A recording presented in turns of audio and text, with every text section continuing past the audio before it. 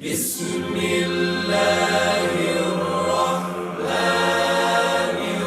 الرحيم ألف আলিফ লাম র।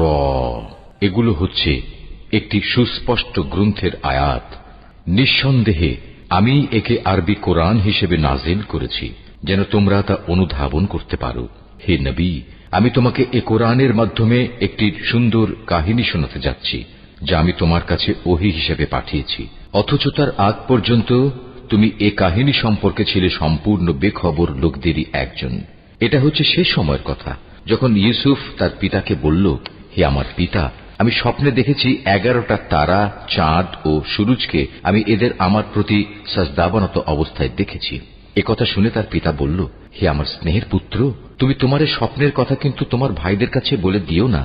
তারা তোমার বিরুদ্ধে ষড়যন্ত্র আঁটতে শুরু করবে, কেননা শয়তান মানুষের খোলাখুলি দুশমন।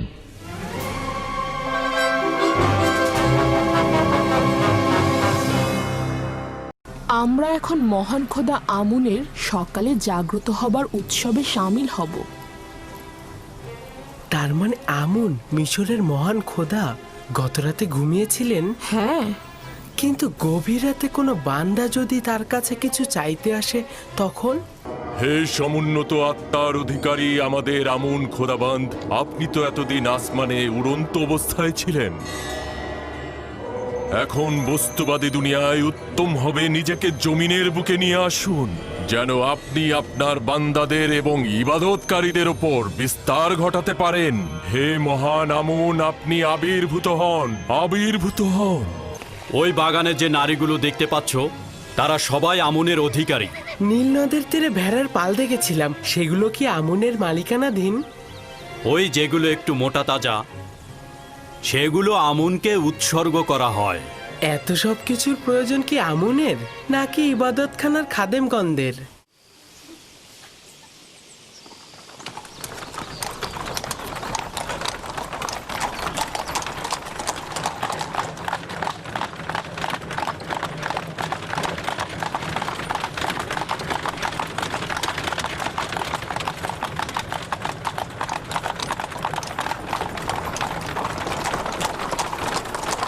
এটি এমন একটা পন্থা যার মাধ্যমে আমুন তার অনুসারীগণদের মন রক্ষা করে। প্রতিটি গোষ্ঠীরই উচিত নেক কাজের দিকে ছুটে চলা। কেউ সম্পদের পাহাড় গড়ছে, আবার কেউ দুটো রুটির জন্য ছুটছে। তবে মিশরের অধিকাংশ মানুষই তাদেরকে চিনতে পেরেছে এবং তারা এখন সতর্ক। বানু জুলেখা চাচ্ছেন মহান পুতিফার আমাকে মিশরীয় মানুষের মহানুভবতা ও বিশালতার শিক্ষা দেবেন, কিন্তু আমি চাইছি আমুনের অনুসারীদের ভণ্ড ও কুৎসিত আইন সম্পর্কে তোমাকে অবগত করতে।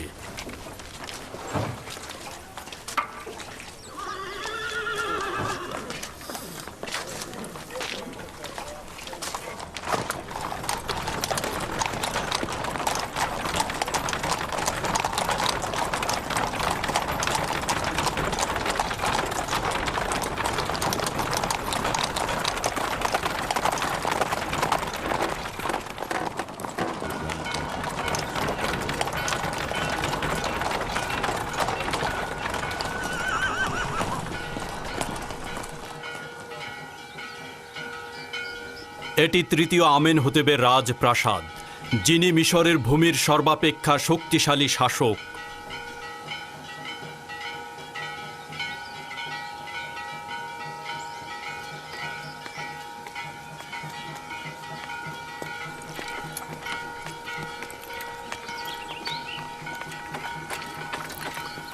এরা কারা?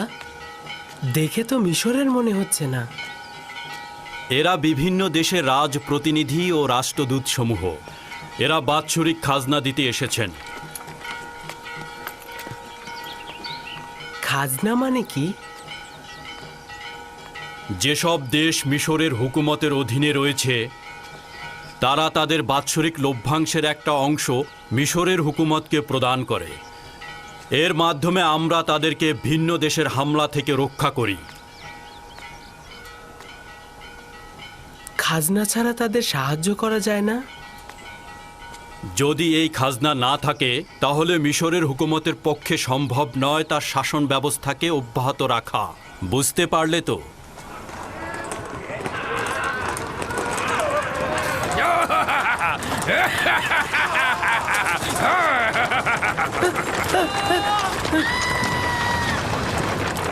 এই অসভ্য সাওয়ারি আমনের এবাদতখানার সিপাহী, তুমি এখানে অপেক্ষা করো, আমি ফিরে আসছি।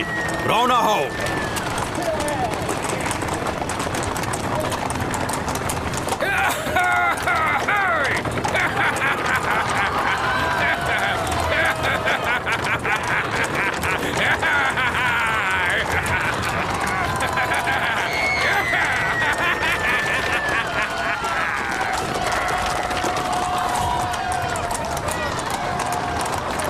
তাড়াতাড়ি চলো, তাড়াতাড়ি, দ্রুত চলো, তাড়াতাড়ি চলো।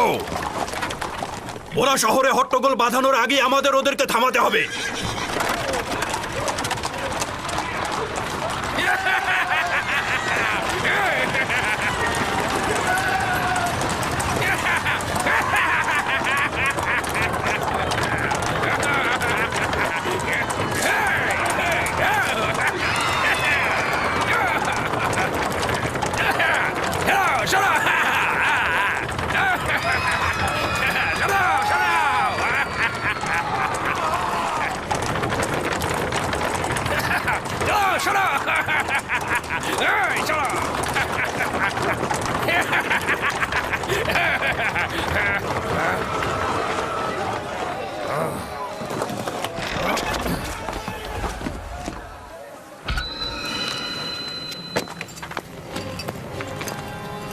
কি ব্যাপার? আমার পথ আটকে দাঁড়ালেন কেন? জলদি আমার পথ থেকে সরে দাঁড়ান।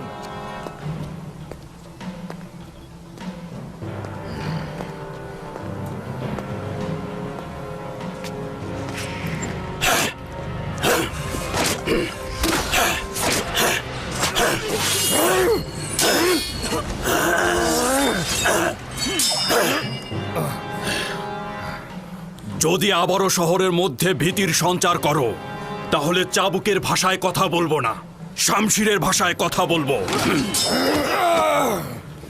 এরপর আর ক্ষমা করব না।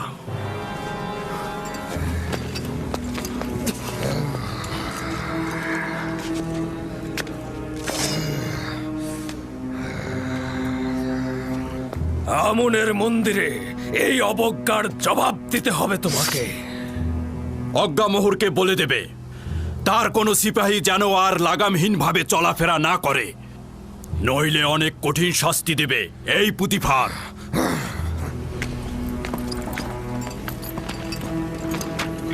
রওনা করো।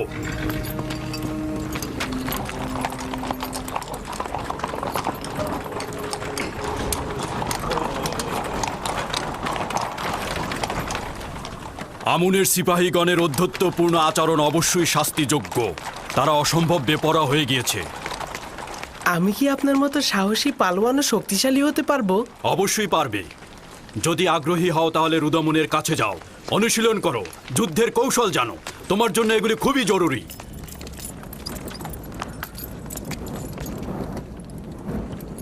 মিশরের প্রধান সেনাপতি জনাব পুতিফার মহামান্য বাদশাহ মহান পরাক্রমশালী আমেন হোদেবের দরবারে প্রবেশের অনুমতি চাইছে।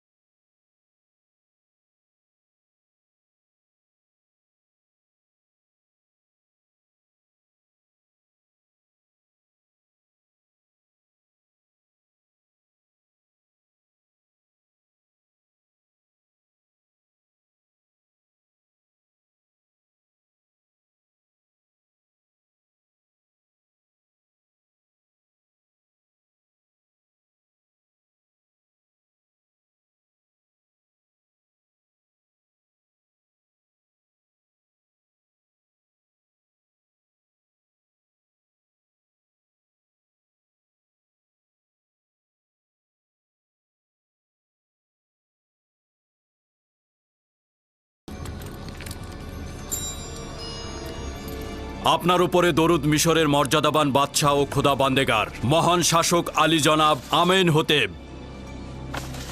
তোমার উপরেও দরুদ মিশরের প্রধান সেনাপতি পুতিফার।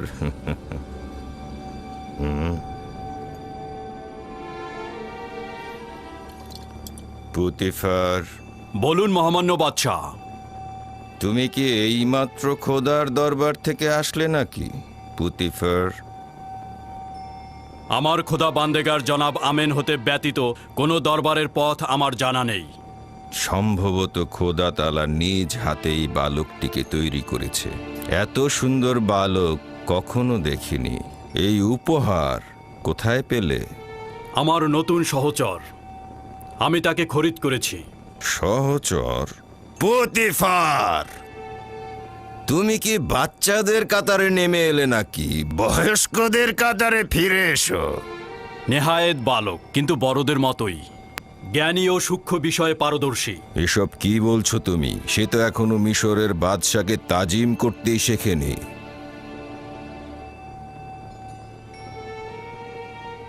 এখনো তালিম নেওয়ার ফুরসাত পায়নি আমার মর্যাদাবান শাসক, তাকে ক্ষমা করবেন। প্রিয় পুত্র, তোমার নাম কি? ইউসুফ আলী জনাব। তবে জনাব পুতিফার আমাকে মিশরীয় নাম ইউজারসিফ বলে ডাকে। ইউসুফ নামটি এব্রানি জনাবে মালিক, যার অর্থ মনোবেদনা জাগ্রত করা, মূল উৎস অপেক্ষা ও অনুতাপ। এই সৌম্য চেহারার অধিকারীকে ইউজারসিফ বলে ডাকা যথোপযুক্ত নয়।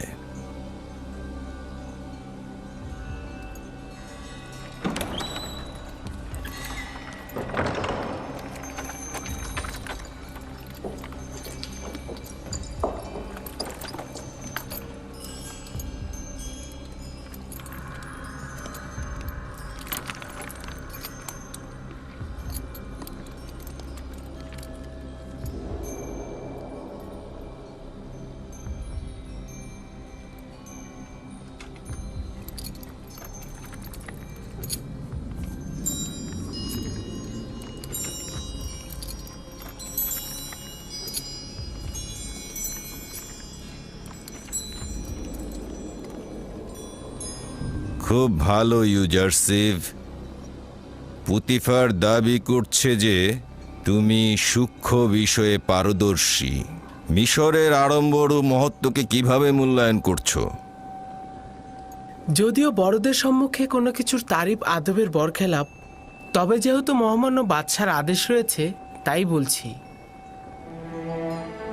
মিশর অনেক বিশাল ও জাঁকজমকপূর্ণ। আমার বিশাল আকারের পর্বত ও মরুভূমির কথা মনে পড়ে,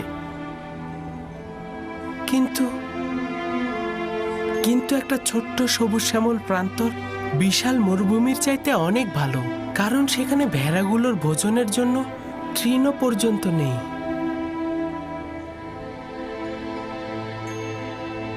তার মানে কি মিশরের কুদরত ও বিশালতাকে পর্বতের ন্যায় ভাবছো? কিছুটা সেই রকমই আলী জনাব। কুদরত বঞ্চিতদের সেবায় ব্যবহার হলে সেটির সৌন্দর্য মহান। সাবাস, সাবাস ইউজারসিফ। তুমি প্রমাণ করেছো পুতিফার তোমার সম্পর্কে অযৌক্তিক বাক্য বলেনি।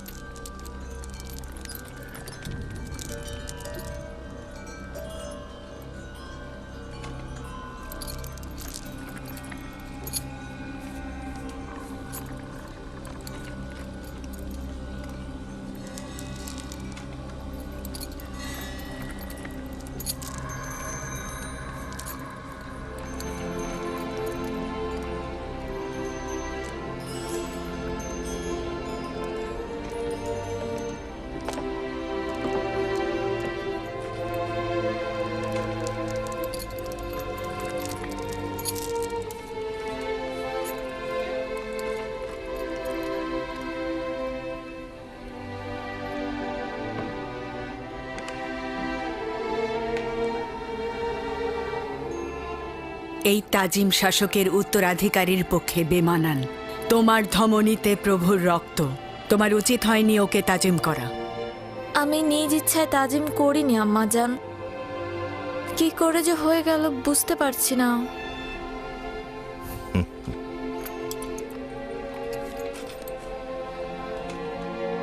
জনাব পুতিফার কি শুধুমাত্র এই বালককে এখানে পরিচয় করিয়ে দিতে হাজির হয়েছে?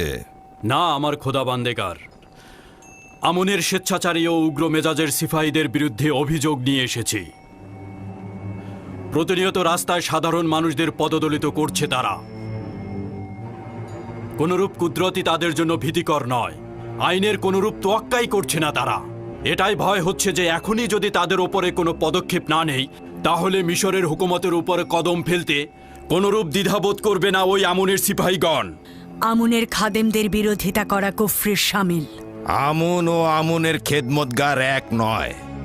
আমনের প্রতি আমার যথেষ্ট বিশ্বাস রয়েছে, কিন্তু আমনের খেদমতগারদের স্বেচ্ছাচারিতা শেষ প্রান্তে উপনীত হয়েছে। তবে সংঘাতের জন্য বেশি তাড়াহুড়া করব না আমি। তবে তাদের জন্য একটা নকশা তৈরি করেছি আমি, আর উপযুক্ত সুযোগের অপেক্ষায় রয়েছি। এই উপযুক্ত সময় না আসা পর্যন্ত তাদের সঙ্গে সদ্ভাব রাখো।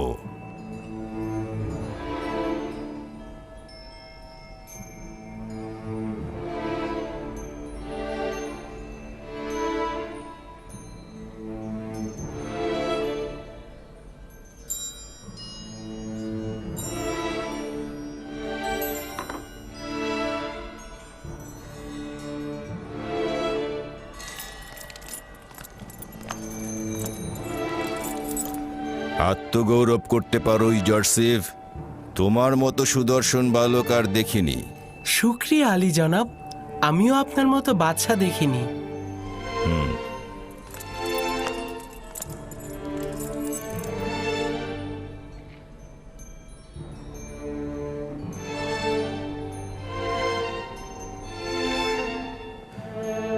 কঠিন যুদ্ধের আভাস পাচ্ছি, প্রস্তুত থেকো।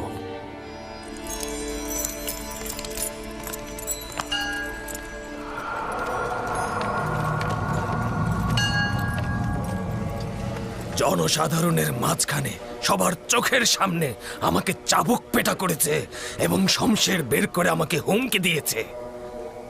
সে তো শুধু তোমাকে আঘাত করেছে। আমি যদি পুতিফারের স্থানে থাকতাম তোমাকে হত্যা করতাম। সত্যি বলছি। সে তার ক্ষমতার অপব্যবহার করেছে।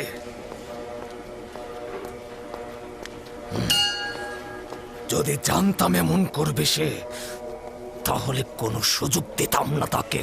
সঙ্গে সঙ্গেই তাকে আমি হত্যা করে ফেলতাম। নিজেকে তুমি একজন সিংহ মনে করছো, কিন্তু পুতিফারের মোকাবেলায় তুমি শিয়াল ভিন্ন কিছুই নও। অহেতুক ঝামেলা না পাকিয়ে বুদ্ধি খাটিয়ে কাজ করো, কৌশল খুঁজে বের করো। কুকুর এসে ঘরের সামনে ঘেউ ঘেউ করছে, আর আপনি আমাকে অন্য চিন্তা করতে বলছেন। আমার বিশ্বাস পুতিফার ও তার মালিক দুইজনই আমন খোদার দুশ্মন। তারা আমাদের জন্য ভয়ঙ্কর হয়ে উঠেছে, কিন্তু বুঝতেই পারছি না কি করব এখন। এটা না বুঝার কি হলো? ওদের দুজনকে কঠিন শাস্তি পেতে হবে। তো কে ওদেরকে শাস্তি দেবে আমাকে বলো তো? তুমি না তোমার ওই সামান্য সৈন্য দল? আমি যদি অধিক সৈন্যের অধিকারী হতাম, তাহলে পুতিফারের অস্তিত্ব মুছে ফেলতাম। তুমি যদি পুরুষ যোদ্ধা হতে, তাহলে আজকেই দেখিয়ে দিতে পারতে। পুতিফার ও তার মালিক আমেন হোতেব দুইজনই খুব ক্ষমতাধর। প্রকৃতপক্ষে বর্তমান অবস্থায় আমরা যদি দরবারের সাথে যুদ্ধে লিপ্ত হই, তাহলে আমাদের পরাজয় অনিবার্য। উত্তম হলো আপাতত তাদের সাথে মিত্রতা বজায় রেখে চলা, যতক্ষণ পর্যন্ত না সঠিক সময় হাজির হয়।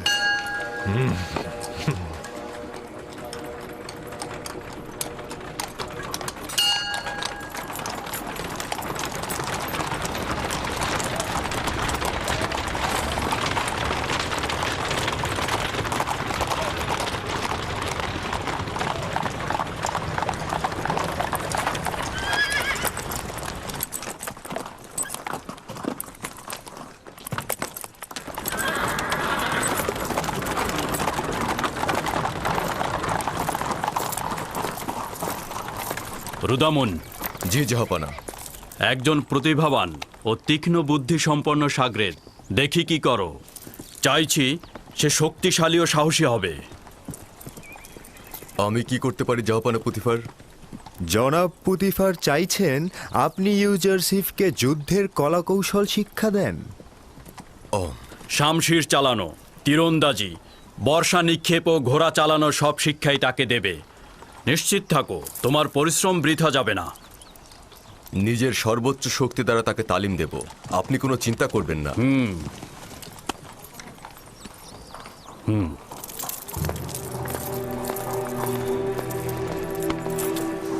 আমার সঙ্গে এসো।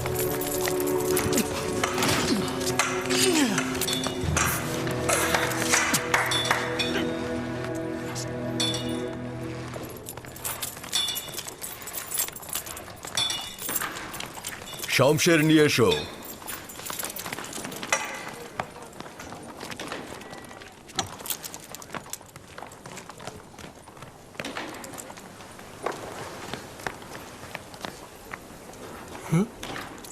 এইটি শমশের? এটা হলো শিশুদের শমশের। কেউ যদি ইস্পাতের শমশের হাতে নিতে চায় তাহলে তাকে আগে কাঠের শমশের হাতে নিতে হবে। বুঝতে পেরেছো?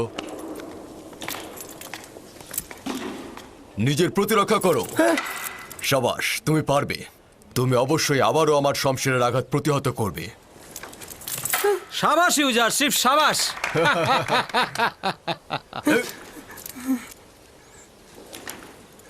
ইস্পাতের শমশের হলে এখনই তোমার পেটে ফুঁড়ে যেত। এবার তুমি আঘাত করবে। আমি আপনার পেটে আঘাত করব? হ্যাঁ, শক্তভাবে আঘাত করবে। আপনার তো ব্যথা লাগবে, আমার দিলেটা চাচ্ছে না। যখন যেটা বলবো সেটা শুনবে। আঘাত করো। খুব ভালো, আপনি বলছেন।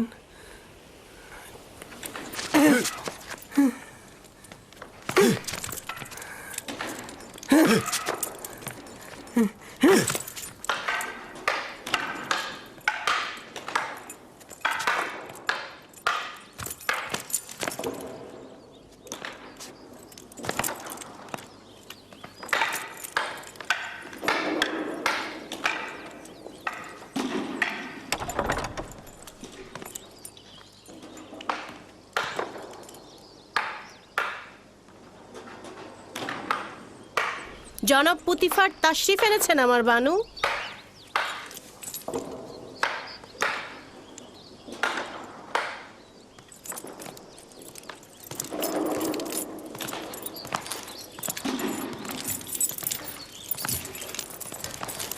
দরুদ আমার খোদা বান্দেগার আলী জনাব পুতিফার। তোমার উপরেও দরুদ। এখানে কি করছো? এই তো ইউজারসিফের শামশের বাজি দেখছিলাম। আজ শহরে ঘোরাফেরা কেমন ছিল?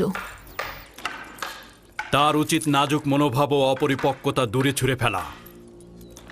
আজ যখন আমি টমটমে করে আমুনির সিপাহীদের বিরুদ্ধে ছুটছিলাম, সে ভয় পেয়েছিল। আপনারা আমুনের সিপাহীদের সাথে বিরোধিতায় জড়িয়েছেন? ওই সিপাহীকে যে বন্দি করিনি এটাই অনেক। বিরোধের পর আমি আমেন হতেবের রাজপ্রাসাদে গিয়েছিলাম। আজ ইউজারসিফ আমার শির উঁচুতে তুলে ধরেছে। সে অত্যন্ত প্রখর ও তীক্ষ্ণ বুদ্ধির অধিকারী। তার উত্তরগুলোতে যুক্তি খণ্ডন ও বাদশার শাওলের প্রশংসা ছিল। আমেন হতেব তাকে মুক্তোর মালা হাদিয়া হিসাবে প্রদান করেছে এবং আমেন হতেবের ছেলে তাকে মুক্তোর মালাটি পরিয়ে দেবার সময় অজান্তি তাজিম করে ফেলেছে। না, এটা সম্ভব কি? সকল হাজিরিনী তখন একটা উত্তেজনার মধ্যে ছিল এবং যুবক আমেন হতেবকে নিষেধ করা হয়েছিল। আমি তো তোমাকে বলেইছিলাম যে সে ভবিষ্যতে আমাদেরকে আরো লাভজনক করে তুলবে। আমি অনুমান করছি যে সে বড় হয়ে একজন অতুলনীয় পণ্ডিত হবে। আমার তো বিশাল আকাঙ্ক্ষা রয়েছে।